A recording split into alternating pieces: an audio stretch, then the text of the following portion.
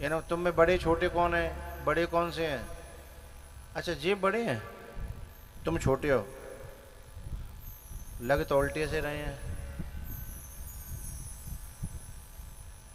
अजी बड़े हैं। अच्छा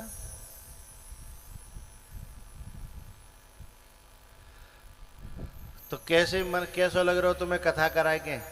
अच्छा लग रहा है? जिनते बड़े इनते पूछ रहे हैं जो बोल।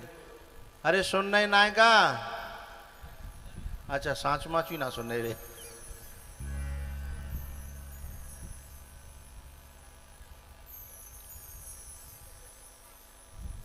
बढ़िया लग रहा है?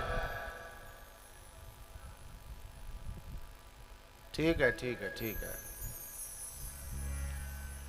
तो आज बालक जालाक भाई और बालक गंगा जी लेके आए हैं, तो आज माँ बापन को मन कितना खुश है रहा है कि आज हमारे बालक गंगा जी हमारे गांव में लेके आए हैं। ये जो उतार है ना जहाँ पे जो लगते हैं गाड़ी पलटी का मैं यहीं से सांसें थम जाते हैं। देखो एक दूध की गाड़ी में आदमी ने भर के ला रहा है।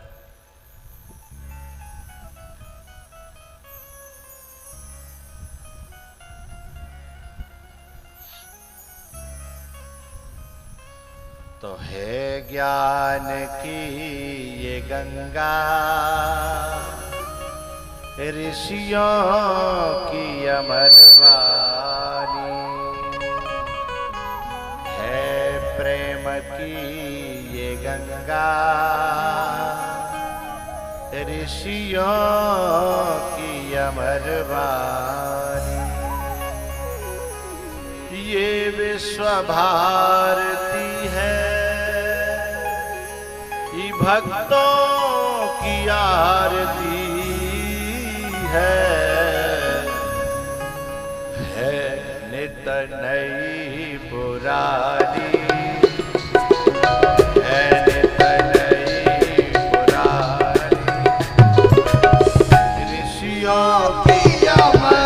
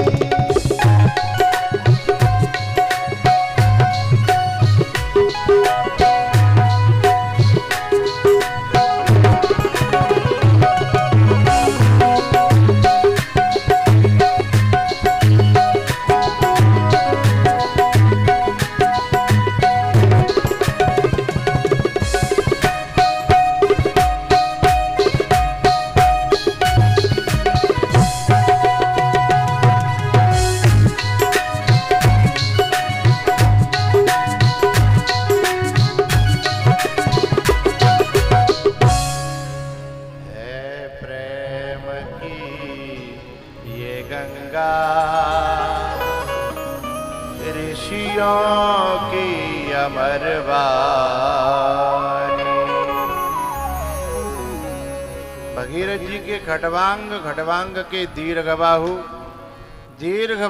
के रघु और रघु के अज और अज के हुए दशरथ। दशरथ जी के भय 11 रथ ना भय। अच्छा तो दशरथ जी के भय राम। बोलो रामचंद्र भगवान की जय। कुछ राम के जन्म का है सुनाओ। गर्मी पड़ रही है, राम के जन्म का कुछ गा रहे हैं हम, पर नाचना मना है। बैठे बैठे नाच रही हो, चूंकि पसीना के मारे वैसे ही लथपथ रह रहे हैं। ओ चारों भैया प्रगट भई आज अवध में लड़ुआ बटे।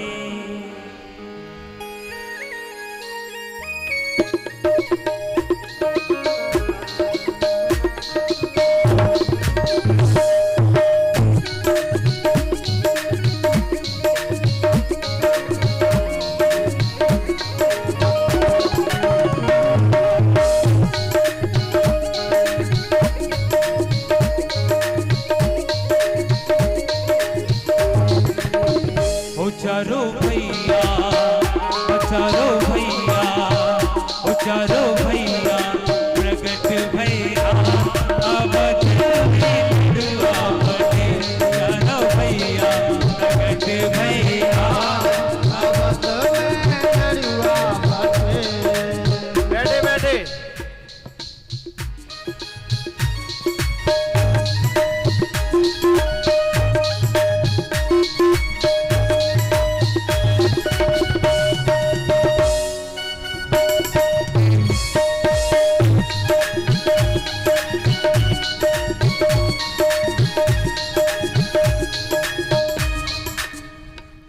करिए चैन ना मर के छोड़ेगी यहाँ तो हम ये भूख नहीं पड़ेगी यहाँ दिया दोपहरी में। नहीं हम तो वैसे ही कह रहे हैं मन ना मानो तो ना चले, ठीक है। हरि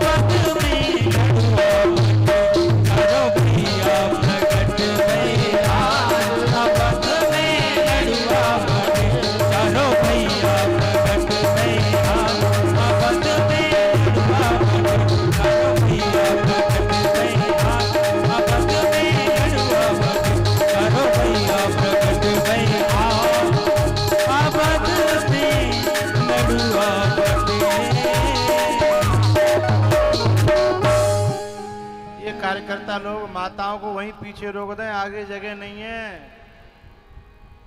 वहीं रोक दे भैया, हाथ जोड़ के, अब जगह नहीं है।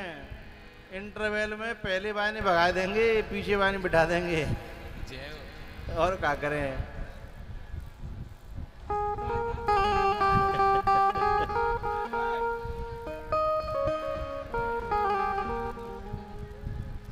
चारों भैया प्रगट भैया, अवध में लड़ुआ बटे। चारों भैया प्रगट भैया, अवध में लड़ुआ बटे। बोलो रामचंद्र भगवान की जय हो, लखन लाल की जय हो। जय जय श्री राधे। चारों भैया गुरुकुल में,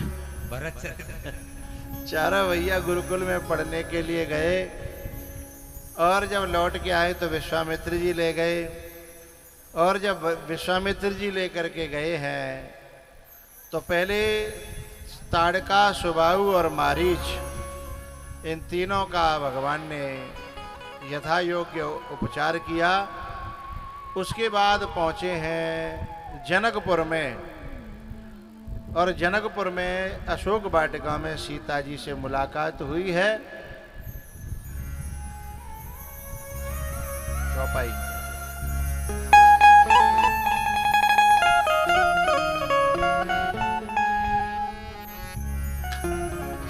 नीचे बोलना है।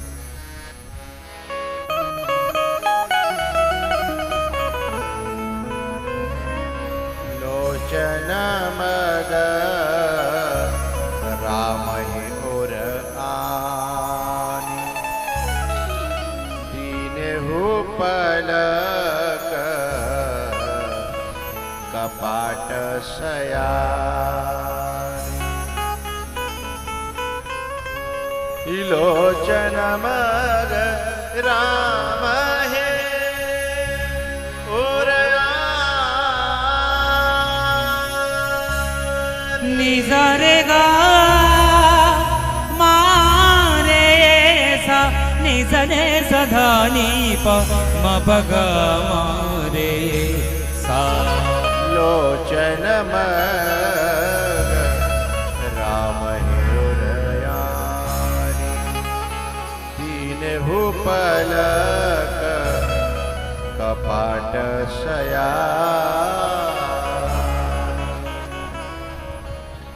दीनहु पलक कपाट सयानी। मपदानी सा, निजने सधानी रे, रे मागा रे सा, निजने सधानी प मपग मारे सा।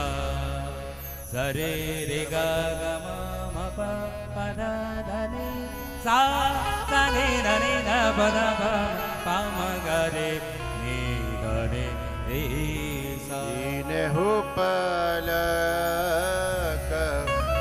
कपाट सयानी। लोचन मग राम हियुरयानी,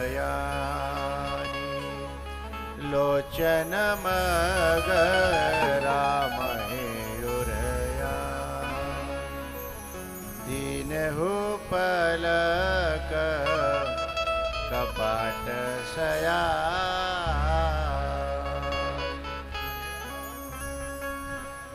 भैया उसके बाद धनुष को तोड़ करके और सीता जी के साथ में विवाह हुआ है, बारात गई है, और सीता जी को राम जी लेकर के आए हैं अयोध्या में। तो दशरथ जी महाराज ने कहा तीनों देवियों से, सुमित्रा, कौशल्या और केकई, कि बधूल रे केनी पर घर आई, राखे नयन पलक की नाई। हीरा के ओ नयन पलक की बधोलर के पर घर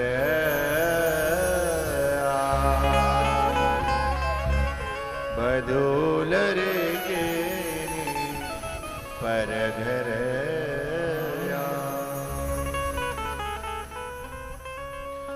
भैया कछु दिना ठीक ठाक चलो अयोध्या में, लेकिन भैया प्रेम को यदि बाहर पता लग गया तुम्हारे प्रेम का दुनिया को, तो प्रेम को नजर लग जाएगी। एक बात बताऊं भैया, आप लोग सोने चांदी को तिजोरी में रखते हो, सबसे अंदर वाले कमरे में, और तिजोरी में भी उसके भीतर एक अलमारी रहती है गुप्त, है ना, उसके अंदर रखते हो।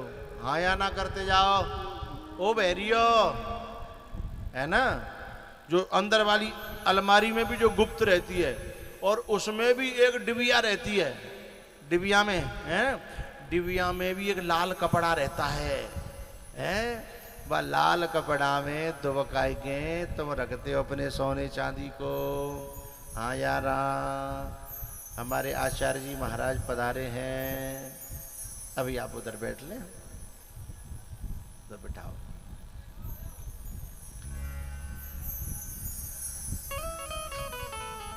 परिचितों के पीछे बिठा, पीछे बिठा लो, पीछे।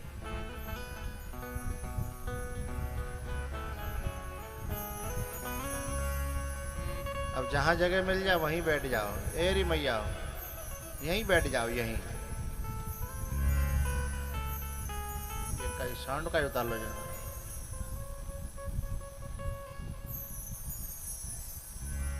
ये कुछ काम ऐसे हैं जो जिनमें हलचल नहीं कर सकते हो तुम। साउंड को जल्दी से लगाओ, ना ना, कुछ काम ऐसे हैं जिसमें नहीं, जल्दी लगाओ, जल्दी लगवाओ।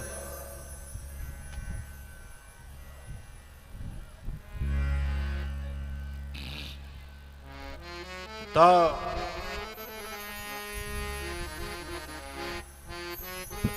आप जो है तिजोरी के अंदर से अंदर, भीतर से भीतर जा करके, ए भैया अभी नहीं, ये बीच में कैसे टेसू आ जाते हैं, या तो मैं मुंह दिखा जाए, ऐसे लोगों को अंदर मत आने दिया करो, ये गलत बात है चलती हुई कथा में।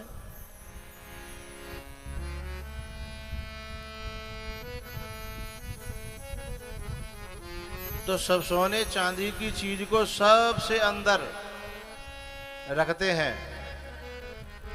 ऐसी मैया कोई है कि लरे बाहर टांग दे और चप्पल नहीं भीतर धर दे, बामे तिजोरी में नहीं रखती है ना। एक दिन धर के देखियो, मिलेगी लर? नहीं मिलेगी ना। तो ऐसे ही कीमती चीज को सबसे अंदर रखा जाता है। और सबसे ज्यादा कीमती क्या है जीवन में? सोने से भी ज्यादा कीमती, हीरा से भी ज्यादा कीमती यदि कोई चीज है तो वो हमारे घर का प्रेम है, उसे बहुत छुपा करके रखना चाहिए।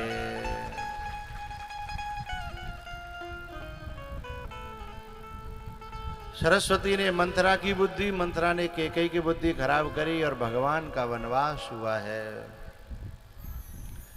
भगवान तमसा नदी के किनारे सभी अयोध्या वासियों को छोड़ करके और पहुंचे हैं केवट के घाट पर। और केवट से जो है भगवान ने कहा भैया हमें पार होना है। केवट ने कहा कि यदि बहुत जरूरी हो तो बताओ। बोले जरूरी नहीं होता तो यहाँ कई ठाड़े होते भैया, हैं जरूरी है तभी तो। चौपाई कहती है कि जो प्रभु पार अवश्य गाचहु, मोहि पद पदुम पखारन कहु, मोहि पद पदुम पखारन कहु। जो प्रभु पार अवश्य गाचहु मोहि पद पदुम पखारन कह। आखिरकार बहुत जो है आपस में बातचीत हुई, तब राम जी राजी हुए कि ले भैया तो जो कुछ करनो सो कर ले, पर हमें कैसे पार कर दे। केवट ने पांव धोए और पांव धो करके अपने पूरे खानदान को लाइन में लगा करके और केवट ने सबको चरणामृत बांटने के लिए जब तैयारी की तो लक्ष्मण जी और सीता जी अलग खड़ी थी। तो केवट ने इशारे में कहा भैया सुनो, जा का हुए चरणामृत लेनो होए तो लाइन में आ जाए, बिना लाइन के चाहे कोई होए माई को लाल, मैं एक बूंद भी देने वाला। आज धरती को धारण करने वाले शेष जी लाइन में लगा दिए हैं और सीता जी उद्भवस्थित संहार कारणीम क्लेश हारणीम सर्व श्रेयस करीम सीताम लाइन में लगा दी। न तो हम राम बल्लभाम, ऐसी सीता जी को जो संहार कारणीम क्लेश हारणीम सर्व श्रेयस करीम कहां लगा दी लाइन में। तो जब भगवान का भक्त की भक्ति जब चरम सीमा पर पहुंचती है ना, तो धरती का भार सहन करने वाले शेष को भी वो लाइन में लगाने की क्षमता रखता है। सीता जी बोली लक्ष्मण जी ते का इरादा है। लक्ष्मण जी बोले लेनो है तो लगनो पर है, क्योंकि आज घाट जाको है, आज हमारा घर नहीं है, हमारी पंचायत नहीं है। सो लाइन में लग गए, चरणामृत दिया। उसके बाद नाव में चढ़ाया तो नाव को जो है इधर से उधर, उधर से इधर, इधर से उधर घुमाने लगा। राम जी ने कहा भैया हम बोटिंग कर भी नहीं आए, हम सैर कर भी नहीं आए हैं, हमें तो पार करवे की बात भाई, तू हमें पार कर दे। केवट ने बड़ी प्यारी बात कही, भगवान आपे हमने सुनिए कि वनवास भयो है। बोले हाँ भयो है। तो बोले तुम्हें तो 14 साल काटनी तो होते हैं, चाहे नाव में काट ले चाहे जंगल में काट ले, तुम्हें जल्दी काय की पड़ी है, हैं? तुम्हें क्या ये जो नवलपुर का है, जब नवलपुर की कथा में आगे जगह घेरे के लिए थोड़ी जानो तुम्हें जल्दी, हैं? अरे तुम्हें तो दिना काटने है, चाहे कहूं काट ले, हैं? यदि नवलपुरी कथा में जानो हो तो अलग बात है, जल्दी जानो, जगह घेरनी है, फिर पता ना मिली मिली न मिली, मामला गड़बड़ हो जाए, हैं? तो राम जी जो बोले भैया बात तो सही कह रहे हो, पर हमें पार तो कर दे। तब जैसे तैसे पार किया है।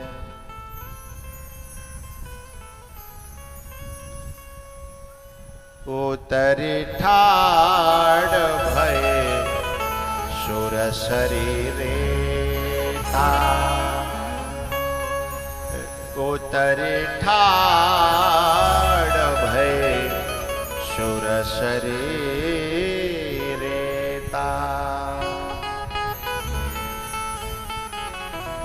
राम जी के मन में बात आई कि जाए कछु देयात कैसे दिया जाए, कछु लाए तो उतना घर ते बांध के, हैं? हम तो वहां फकीर बन करके आए, तापस बेस विशेष उदासी और 14 वर्ष राम वनवासी, कछु लाए ना।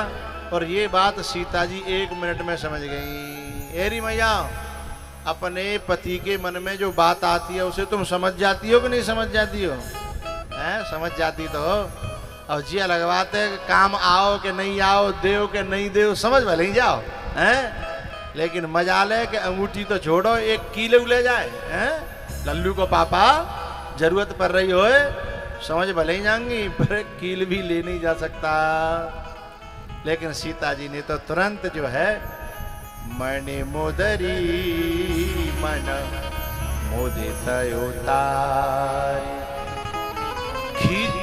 खींच के नहीं, गाल फुला के ना उतारी, के ले जाओ, जही पे तुम्हारी नियत खराब है, मुझे पता ही, अपनों तो सब छोड़ आए अयोध्या में, दे दो अपने भैया ने के दे रहे हैं, ले जी और रहेगी तो ले। ऐसे कोई नवलपुर की होती तो जरूर कहती है, जलेसर की होती, मेहरारा की होती है, चाहे खाड़े की होती, तुरंत कहती ले जाओ हैं, जही पे तुम्हारी मिस बात नहीं तो समझ रही, नियत कराओ है। लेकिन सीता जी क्या कह रही है? मन चलता रहा, मन मुदरी मन मुदित होता, गुस्सा हो के नहीं, खींच के नहीं, मुदित मन मुदरी मन मुदित उतारी, पियहिय की सिय जानने हारी। जैसे ही राम जी केवट को देने लगे, केवट ने कान पकड़ ले, भगवान ये क्या कर रहे हैं, ये क्या कर रहे हो? अरे मैं गरीब जरूर हूं पर इतना गिरा हुआ नहीं हूं, हैं? चाहे तपस्वी समझ लो, चाहे भगवान समझ लो कि मैं तपस्वियों से ले लूं अथवा भगवान से भी ले लूं, मैं इतना गिरा हुआ नहीं हूं। गरीब होना अलग बात है और गिरा हुआ होना, बोलो बोलो, अलग बात है। गरीब यदि जमीर जिंदा है ना तो भले ही गरीब हो, वो गिरा हुआ नहीं है। लेकिन जिसका जमीर मर गया है वो भले ही अमीर हो लेकिन वो गिरा हुआ है। आया ना? बोलो तो करो भाई, बोलो नहीं तो ताली बजा दो करो, मेरी समझ में आ जाएगा, तुम्हारी खोपड़ी में बात बैठ गई है? जिसका जमीर गिर गया है, भले ही अरबपति हो खरबपति हो, वो गिरा हुआ है, गिर गया है। और जो एक बार गिर जाए, छत पे नहीं, ट्रैक्टर पे नहीं, तो नजरों से समाज की अथवा खुद की नजरों से जो गिर जाए, नजरों से जो गिर जाए,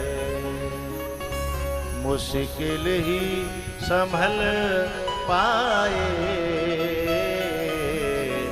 नजरों से जो गिर जाए। नजरों से गिराना ना चाहे लाख सजा देना, नजरों से गिराना ना चाहे लाख सजा देना,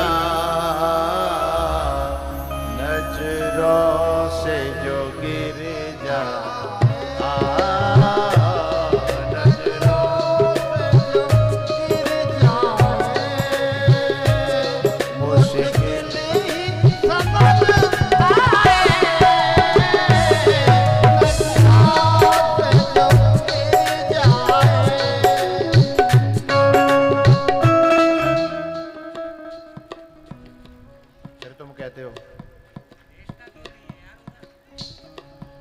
भैया इन बच्चों की जननी को मैं नमन करता हूं। तपती हुई धूप में गरम गरम पाइप हैं लेकिन फिर भी हमारे बैठने की व्यवस्था कर रहे हैं। नजरों से जो गिर जाए, नजरों से जो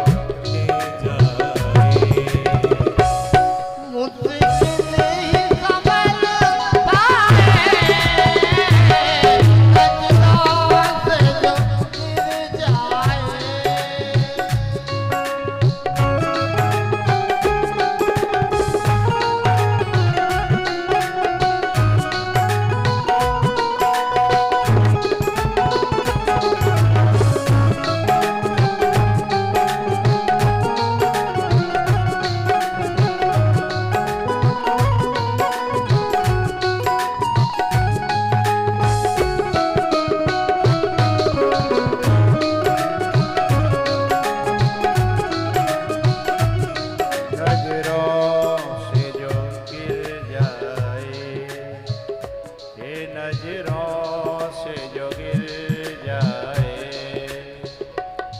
मुश्किल ही संभल पाए, नजरों से जो गिर जाए,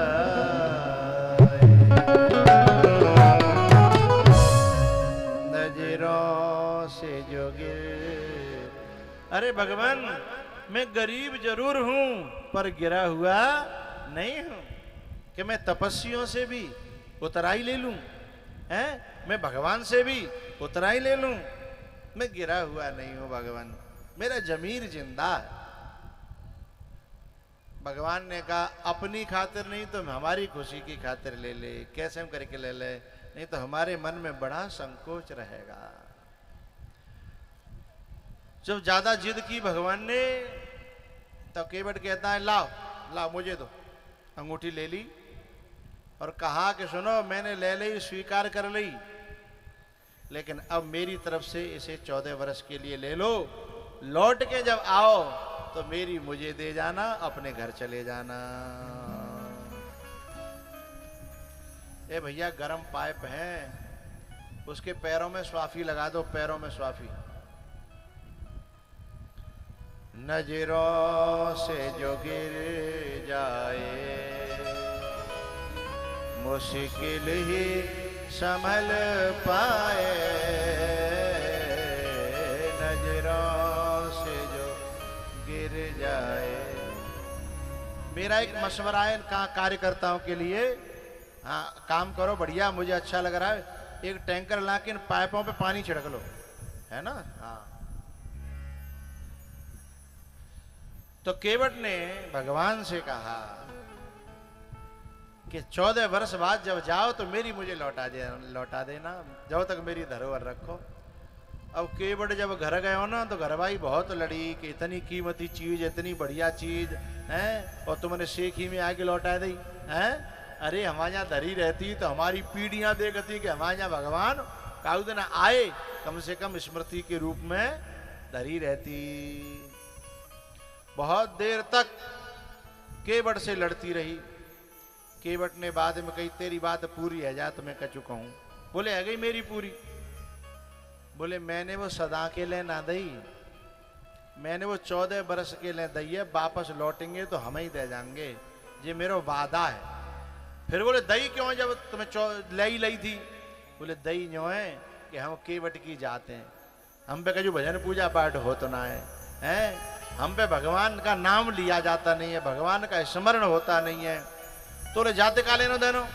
बोले 14 वर्ष तक भगवान जब जब अंगूठी देखेंगे तो भी हमारी याद करेंगे, और जब भगवान जिसकी याद करें तो फिर हमें भगवान की याद करने की जरूरत नहीं है। तब जो है केवट की घरवाली बोली अब ठीक है, अब समझ में आ गई, तुम्हारी बात उचित है, उसमें कोई गड़बड़ी नहीं है। उसके बाद भगवान जो है ऋषि मुनियों से मिलते हुए चित्रकूट पहुंचते हैं। इधर सुमंत जी महाराज क्या करते हैं, खबर पहुंचाते हैं अयोध्या और दशरथ जी का मरण हुआ। भरत जी ने आकर के दाह संस्कार क्रिया करी है, और दाह संस्कार क्रिया करके फिर भरत जी से सभी लोगों ने प्रार्थना करी कि एक काम करो कि तुम्हारे भैया ने पिता की आज्ञा का पालन किया है तो आप भी पिता की आज्ञा का पालन करो।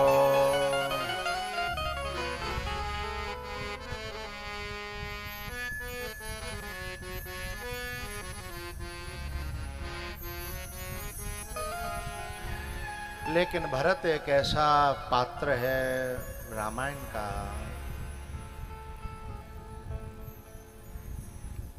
चित्रकूट से मैं शुरू करूं। चित्रकूट पे जब जनक जी आए हैं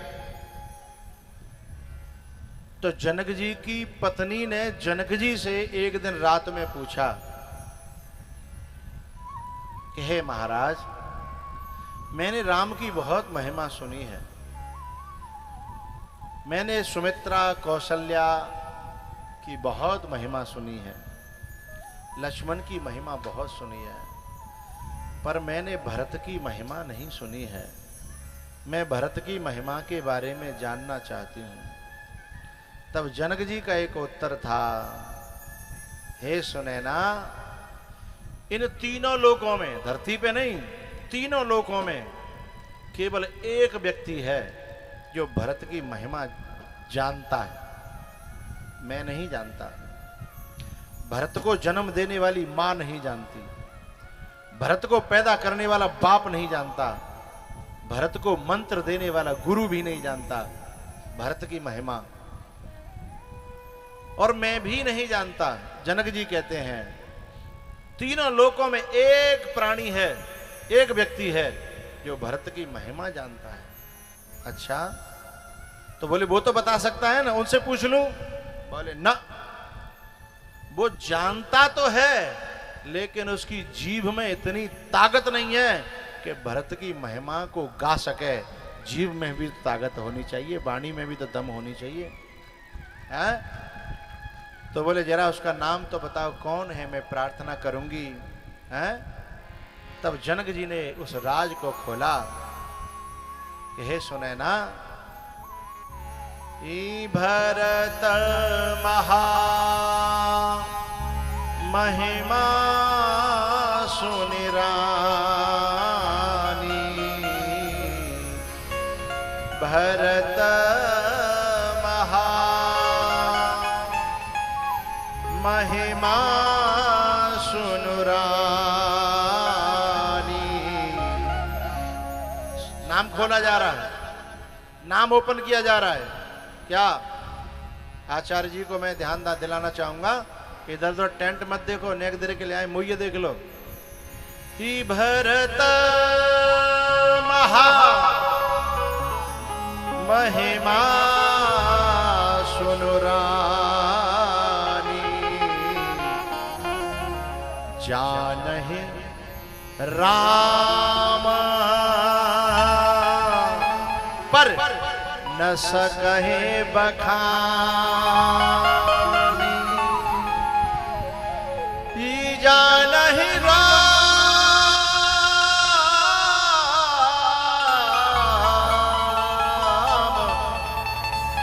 न सकहे बखानी,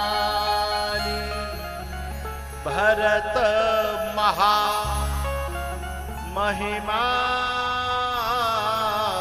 सुनु राम, बस जानहि राम।